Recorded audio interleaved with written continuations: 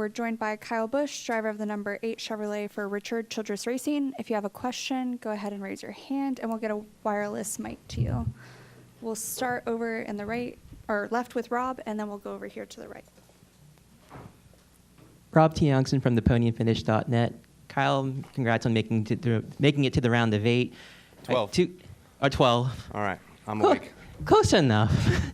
Well, first of all, it's been a great week for you because your son, Brexton's racing over Little Texas. So from a parent standpoint, how exciting is it to see him race against these competitive drivers? And secondly, given how Texas is such a tricky track, what are some of the keys to getting around here successfully? Yeah, I mean, it's definitely been fun to come out to Texas a little early, have some dirt track action out on the backstretch there with Thursday night and last night as well, too. Unfortunately, we didn't have a good night last night. Brexton, something in the engine quit running and shut them off, but we won the first night, so that gives us decent starting spot for him for tonight, but could have been a lot better, so wish we were able to finish yesterday. But and then as far as Texas here goes, with the new reconfiguration a couple years ago, it really changed the dynamic of Texas a lot over how you drive it and what you do to get around here and what makes it fast.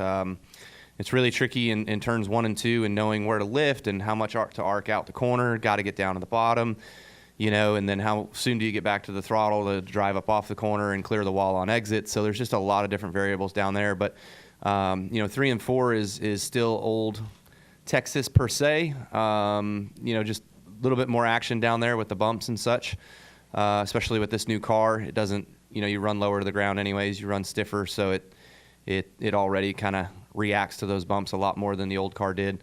But just trying to be as fast as you can. You want to try to make that turn 2 exit back to that turn 1 entry as long of a straightaway as you can and stay in the gas in 3 and 4 as much as you can.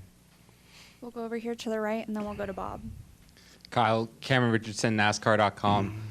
Next year, last Sunday, NASCAR announced that the Mexico Series is going to join you guys at the Clash next year. So just how important is it to have that crossover with an international series to showcase, one of those series that, you guys don't really have that crossover with on a weekly basis?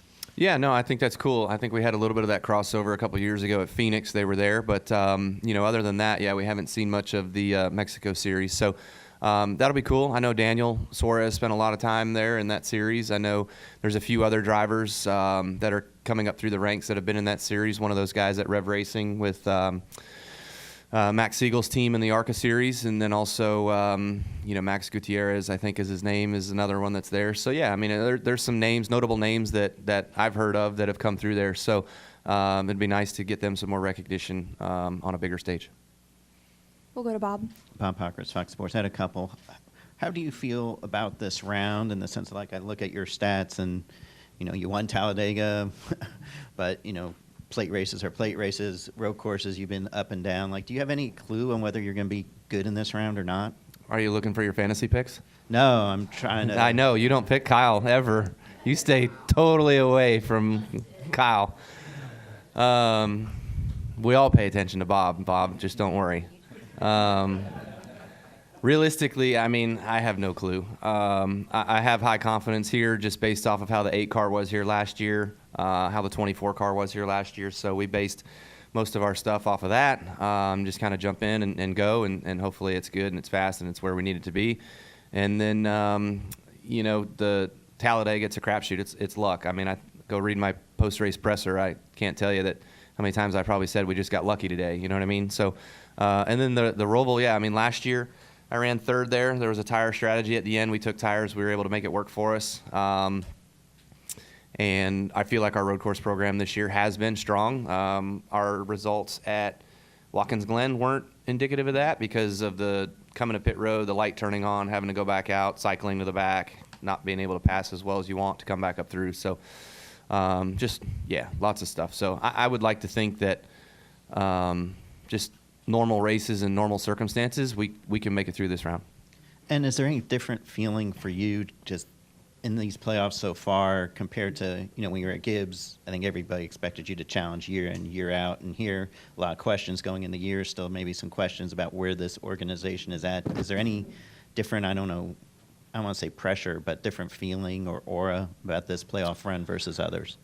Yeah, I mean, to your point, just, the pressure's always there as a JGR or HMS guy. Like, you're expected to transfer through, make it through, be in contention for the final 4 spots. And so probably where I'm at, you're I think round of 16, a lot of people had us out, and so round of 12, I'm sure there's going to be a lot more that probably have us out in the round of 12. But honestly, man, it's just as simple as winning at Texas and winning at Vegas, and you're going to Phoenix. You know what I mean? So that's all we can really focus on right now is what's in front of us, and this weekend is Texas, and we'll go out here with hot and sunny and go get the most we can.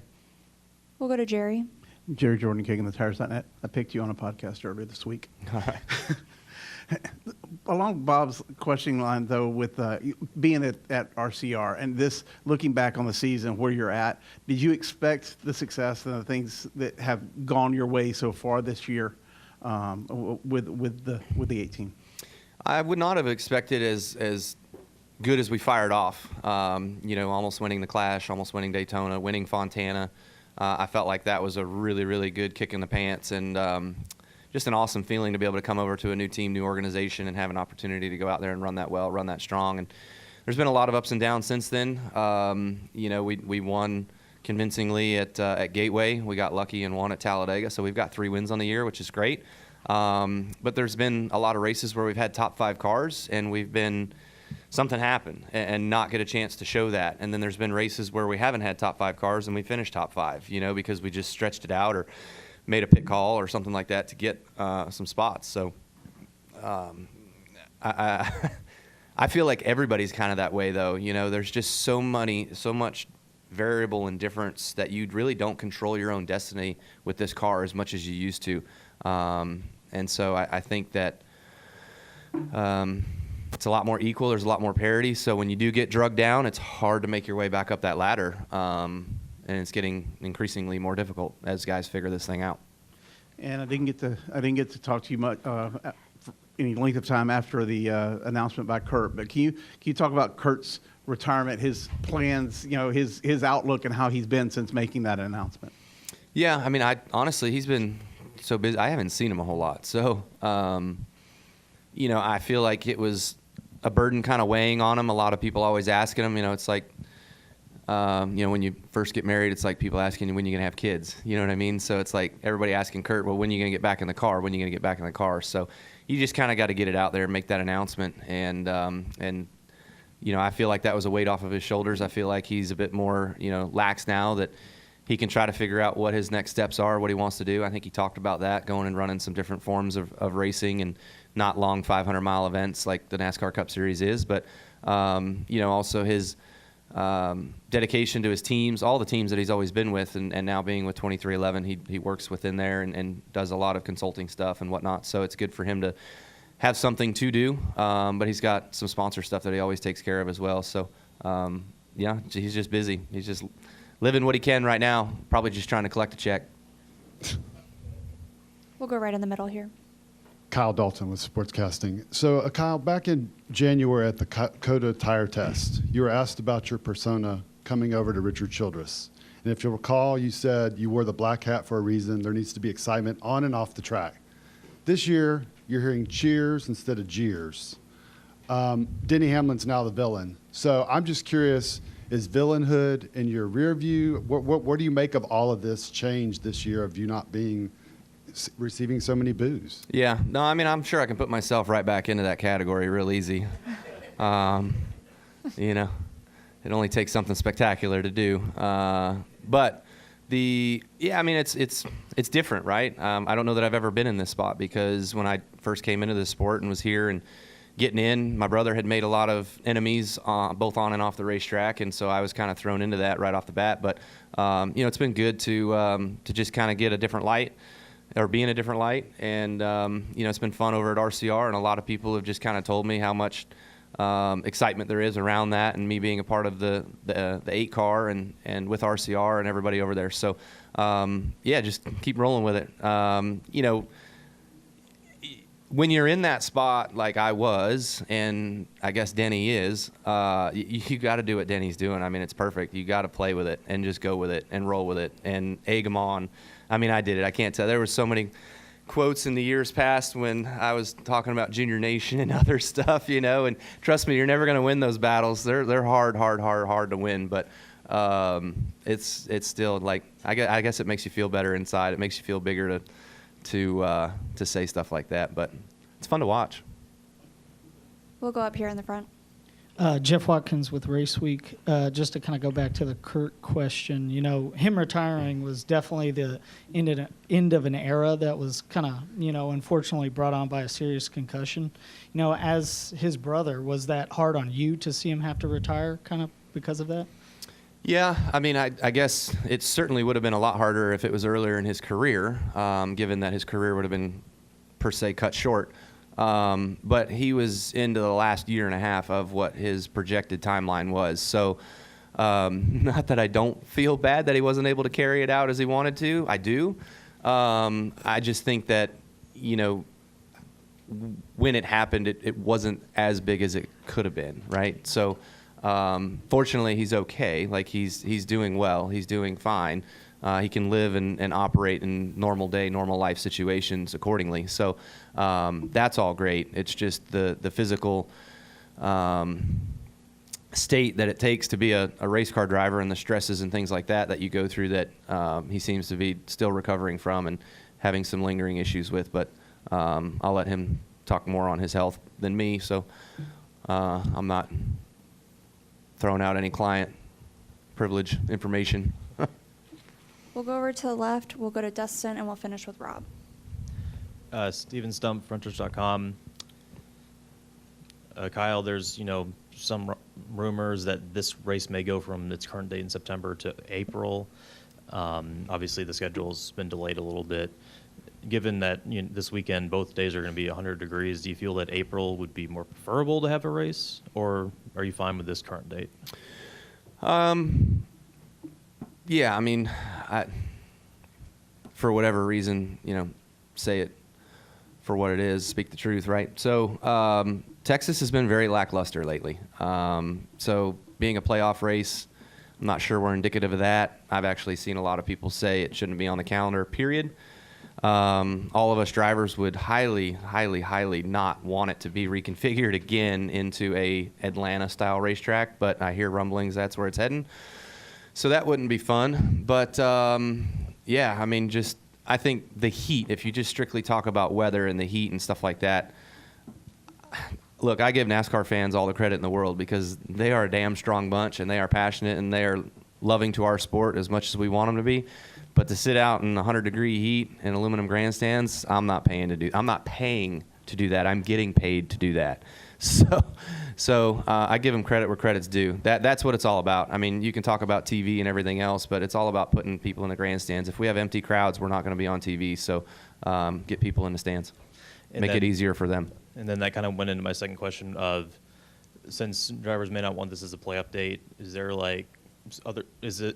are there certain tracks where it's like this should be on the playoffs, this should not be, or is it relatively interchangeable with the tracks that are currently there? No, I think it's interchangeable. I think we've all kind of talked about how Phoenix needs to move around and not be the final race every year, right? So for me to say what racetrack should be in the final 10, I'm not going to pick because I really don't care. I think it's just a matter of what works and what tracks you kind of need and what mixture you need to be in there. You need some intermediates. You need a super speedway, a road course. You know, you need some of that stuff. So you need some variable or variety, I should say. So yeah, I wouldn't pick necessarily. All right, thank you. Mm-hmm.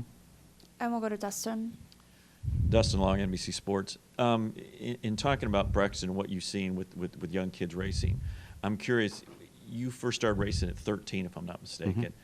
Mm-hmm. And you look at how many more kids are racing at a younger age.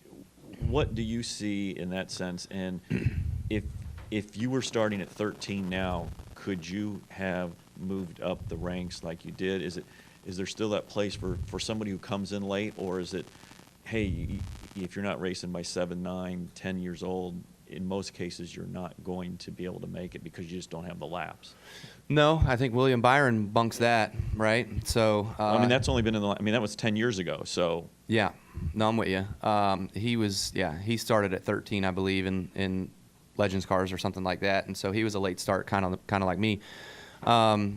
you know, you ask Joey Logano, and he says that he wouldn't start his kid young. So I think there was somebody that wrote something with what he said. But honestly, I think if your kids want to do it and they want to just go out there and have fun, and you don't push them too hard early on, then let them go do it. And that's what we did with Brex. I was pushy on him to get him better than what we were when we first started. But honestly, I think everything that we've done, man, he's come so far and has been a really good listener, and his growth of how fast he's been and all the different things that he drives has been really cool to watch. So it's only going to get tougher as you get older. You know, the kids racing against kids, yeah, like if your kid's really, really good, they're going to win a lot like we do. But as we get older and as we start getting into other classes, like he's going to be, I mean, right now, he's 8 years old racing against 16-year-olds in Bandoleros, you know. So it's only going to get tougher as you get higher, the competition, the cars, everything. But you know, I think 10, 11, 12, you could probably get started around that age and still make it. I don't see a problem in that. Obviously, money and a name is going to take you there a lot faster than being a nobody with no money. That's just a fact. So I think that there's a lot of drivers out there that I get to see racing with Brex that do have potential and could make it someday. Just a matter is if they'll ever get seen and picked up. And you referenced the heat earlier. Is there a point where it's too hot to compete? And are there any extra precautions you take for a weekend like this? I don't know how to answer that question. I don't know if there's ever too hot, but we, like Gateway this year, I think we saw a couple people in the grandstands had to be taken out of the grandstands because it was too hot. They got heat stroke or something. So I think we saw that the first year at Gateway. I think it was 98, 99 degrees, and the track was coming apart and everything else. People were falling out of the grandstands, you know. And heat is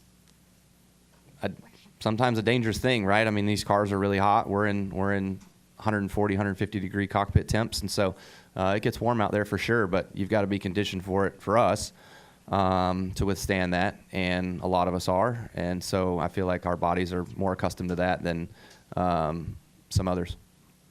Mm-hmm. We'll take one final question from Rob. Rob Tiongson from thepodiumfinish.net. Kyle, how would you perceive your career evolution in the past 20 years in terms of what you've experienced both as a person and driver? Wait for my book. I am not writing a book. I don't know, just everything, right? Just learning and growth and growing and figuring things out, whether it's in life, on the racetrack, work ethic, professionalism, all that sort of stuff. I'm no professional anyways at speaking, so hard for me to say exactly. But yeah, I mean, I've done a lot of really cool things and been fortunate in the positions I've been in and had a lot of great experiences and have won a lot of races, won a lot of championships, and it's been amazing. But you know, to me, I feel like, you know, since having a family and things like that, it's been really fun on that front to kind of learn and see perspective from a different set of eyes. And that's also been probably really, really cool with my growth and where I've become the last few years. So just excited for the future still of what's ahead. You know, like I said earlier, a lot of dumb stuff in the past. You learn from those and you try to better yourself forward. And I feel like a lot of that's all happened. Thanks, Kyle. Good luck this weekend. Yep.